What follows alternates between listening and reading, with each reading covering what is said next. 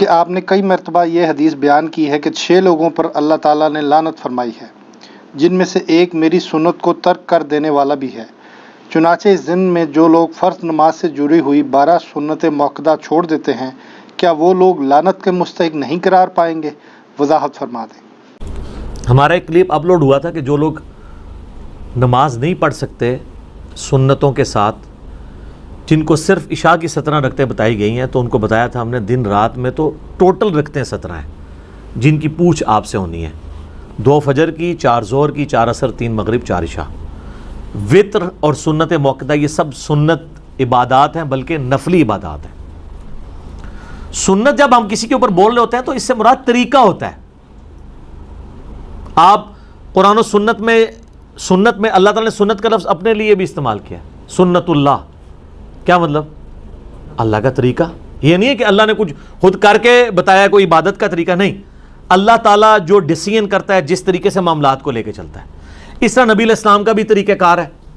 جیسے نماز کا ہم کہتے ہیں سنت طریقہ، جیسے نبی علیہ السلام نے قیام کس طرح کیا، ہاتھ کیسے باندھے، رکوع میں کیسے کیا، تشہد میں کیسے بیٹھے، یہ سب کی سب طریقہ، ان معنوں میں یہ بات ہو رہی ہوتی ہے۔ تو سنت کہتے ہیں طریقے کو۔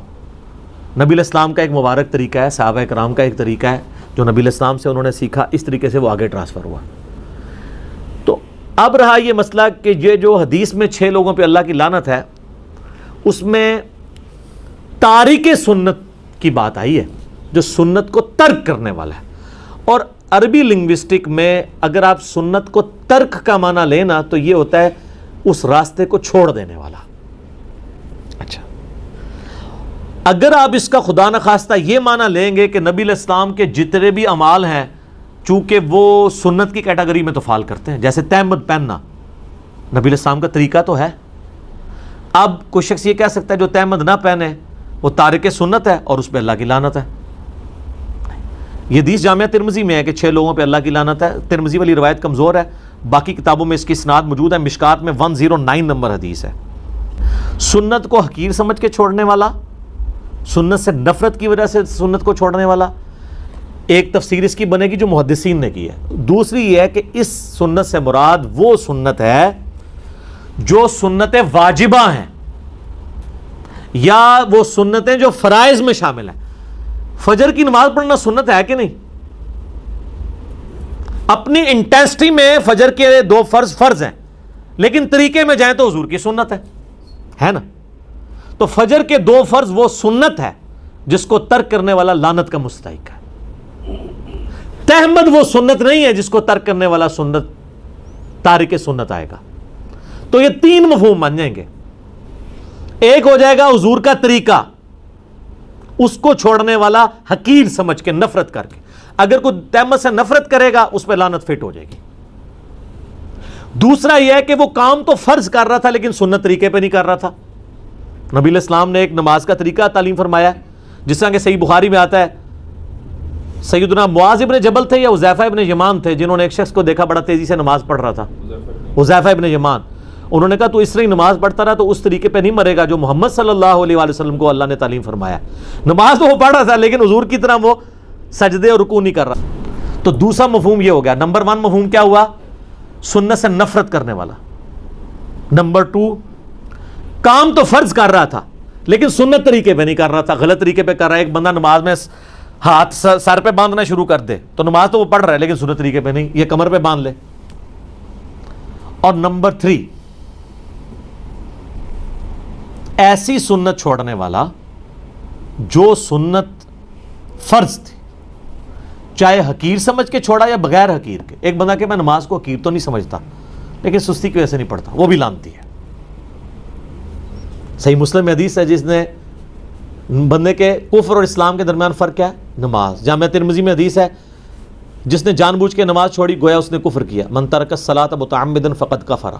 جامعہ ترمذی میں شقیق تابعی کا قول ہے کہ صحابہ کرام تارک نماز کے سوا کسی اور کے اوپر کفر کا فتویٰ نہیں لگاتے تھے، اور کفر کا فتویٰ تو قرآن میں آیا ہے، وَأَقِیمُوا الصَّلَاةَ وَلَا تَکُونُوا مِنَ الْمُشْرِکِینَ، سورہ الروم میں۔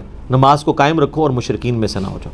تو 3 طرح سے لوگ سنت کے حوالے سے لعنت کے مستحق ہوں گے۔ نمبر 1، کسی سنت سے نفرت کی وجہ سے چھوڑ دیں، حقیر سمجھ کے۔ والا. دوسرا فرض کام کر رہا تھا لیکن سنت طریقے پہ نہیں کر رہا تھا, وہ بھی لعنت کا مستحق. اور نمبر 3 وہ سنتیں جو حضور نے فرض کے طور پہ تعلیم فرمائی ہیں, دین میں ضروری جاری کی ہیں, اور اس کے چھوڑنے پہ وعید بتائی ہے, اس کو چھوڑنے والا بھی لعنتی ہوگا.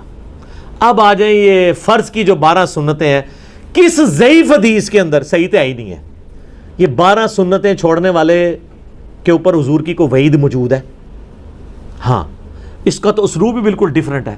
بخاری و مسلم دونوں میں موجود ہے. نبی علیہ السلام نے فرمایا جو فرض کے سوا 12 رکعتیں قائم رکھے گا اللہ تعالیٰ اسے جنت میں محل عطا فرمائے گا. یہ ہے فضیلت. اب اس کو لے آئیں آپ نماز کے اندر جو سنتیں ہیں اس کے اندر کون سی وعید آئی ہوئی ہے؟ اس میں تو بخاری مسلم میں آتا ہے جو فرض کے علاوہ 12 رکعتیں پڑھ لے گا اسے جنت میں اللہ تعالیٰ محل دے گا. ایک فضیلت کی بات ہے. اور جو نہیں پڑھے گا ظاہر اسے نہیں ملے گا. That's all. فرض نماز کافی ہے. اور اس کو سپورٹیو حدیث جو ہم اکثر پیش کرتے ہیں, بخاری مسلم دونوں میں حدیث ہے. اہل نجد میں سے ایک اعرابی شخص نبی علیہ السلام کی خدمت میں حاضر ہوا اور اس نے کہا یا رسول اللہ مجھے اسلام کے بارے میں بتائیں کیا ہے. تو آپ صلی اللہ علیہ وآلہ وسلم نے فرمایا کہ تم گواہی دو اس بات کی کہ اللہ کے سوا کوئی معبود نہیں, محمد صلی اللہ علیہ وآلہ وسلم اس کے رسول ہیں. اس کے بعد فرض نماز کو قائم رکھو. اس نے آگے سے پوچھا صرف فرض کو؟ آپ فرمایا الا یہ کہ تم نفل نماز بھی پڑھ لو. یعنی اس کے اندر نفلی نماز, نفل عربی میں کہتے ہیں اضافی کو ہیں. سر اس کا مطلب ہی اضافی ہے. نفل عربی میں کہتے ہیں اضافی کو. اسی لیے انفال جو ہے مال غنیمت کو کہا جاتا ہے کہ وہ اضافی مال ہے جو آپ کو مل گیا ہے. آپ کا مقصد دشمنوں کا مال لوٹنا نہیں تھا, اللہ کے لیے ان سے جنگ کرنا تھا. مال تو بونس میں مل گیا. سورۃ الانفال آئی ہے نا. پھر کہا کہ فرض روزے قائم رکھو, ہاں مگر یہ کہ کبھی تم نفلی روزے رکھنا چاہو. فرض زکوٰۃ ادا کرو, ہاں یہ کہ کبھی تم نفلی صدقہ کرنا چاہو. تو اس نے کہا یا رسول اللہ علیہ وسلم جو آپ نے مجھے بتایا نہ میں اس میں کمی کروں گا نہ زیادتی. تو جب وہ مڑا تو آپ علیہ السلام فرمایا اگر یہ اپنی بات پہ قائم رہا تو کامیاب ہو گیا. اور ایک اور حدیث بخاری مسلم میں آتی ہے کہ نبی علیہ السلام نے کہا کہ فرض نماز قائم رکھ, فرض زکوٰۃ دے, فرض روزے رکھ. اس نے کہا یا رسول اللہ نہ میں کمی کروں گا نہ زیادتی. تو آپ علیہ السلام جب وہ مڑا تو آپ فرمایا کسی نے اگر کوئی جنتی شخص دیکھنا تو اس کو دیکھ لو. تو فرض نماز تھی. فرض نماز تو وہی ہے جسے عموماً فرض نماز کہا جاتا ہے. اب انہوں جو رکھتے ہیں جوڑی ہوئی ہیں ساتھ, پھر اس میں مؤکدہ بھی ہیں غیر مؤکدہ بھی ہیں. کتنی ہیں؟ یہ بھی فقہ کی ٹرم میں, عربی میں 2 ہی چیزیں ہیں. حدیث کی ٹرم میں فرض نماز اور نفل نماز. نفل ان اضافی, فرض وہ. نفل ان میں اب آپ کی سنت مؤکدہ بھی ہے, غیر مؤکدہ بھی ہے. واجب جس کو یہ کہہ رہے ہیں وتر, وہ بھی جو ہے وہ سنت مؤکدہ میں, سنن دارمی میں, سنن کبریٰ البیہقی میں, باقی کتابوں میں موجود ہے. مولا علی کا قول کہ وتر سنت ہیں, سنت ہیں, سنت ہیں, لیکن انہیں مت چھوڑو. یعنی سنت یعنی حضور کا طریقہ تو ہے,